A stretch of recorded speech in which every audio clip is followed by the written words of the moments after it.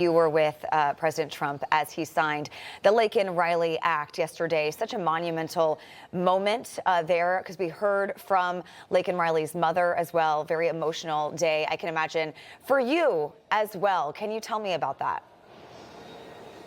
It absolutely it was an emotional day. It was a day of remembrance of Laken, of her life and of her legacy, the way she lived that life. And she lived that life in a way that she touched others, and everything that she did, she lived out her faith. And as her mother said, she will still be saving lives from up above with this Laken Riley Act. So this is a common sense piece of legislation. It was an amazing moment for us to watch President Trump sign it into law, reiterating what President Trump has been saying: promises made, promises kept. The very first piece of legislation that he signed into law is one that's going to keep Americans safe. I think everyone agrees that if you have come here illegally and broken our laws, come here illegally, and then you've committed a crime against an American citizen, you should not be free to roam around our nation's interior. And so putting the safety and security of Americans first is exactly what this piece of legislation did. It is a first step in many things it will be doing to secure our border, to make our interior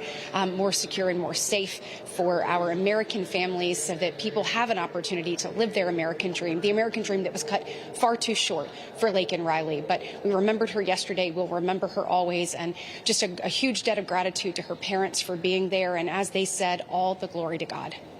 You know, sticking with the safety and security of the American people, you've got a very big hearing today on Capitol Hill, the Senate Judiciary Committee hearing from really one of the president's most controversial cabinet picks, a nominee to be the head of the FBI, Kash Patel. You know, what are you expecting to come from that meeting today?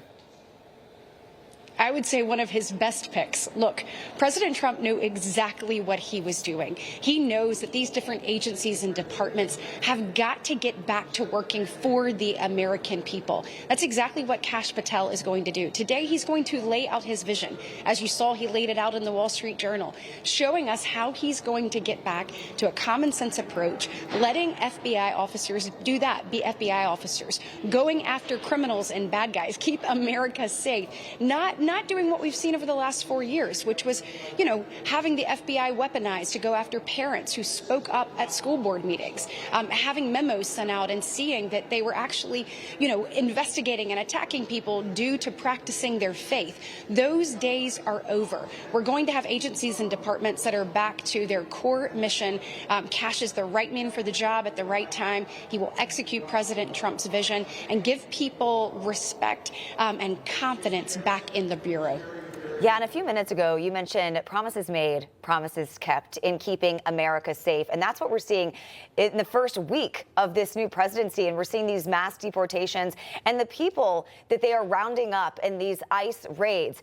We are not seeing families that people are spreading false rumors on other networks about. We are seeing criminals. We are seeing convicted murderers, convicted rapists. Just wanted you to elaborate on what you're seeing out of Kristi Noem now and out of Tom Homan. Absolutely. Well, you just nailed it. So last night I did exactly what you did. I kind of went through the channels to hear the different rhetoric that was being posed to the American people from the liberal media, from the mainstream media. They're being dishonest. The truth is what you just said. They are going up and rounding up criminals who are here on our soil, those people who have committed crimes, who need to be removed. They're not taking no for an answer.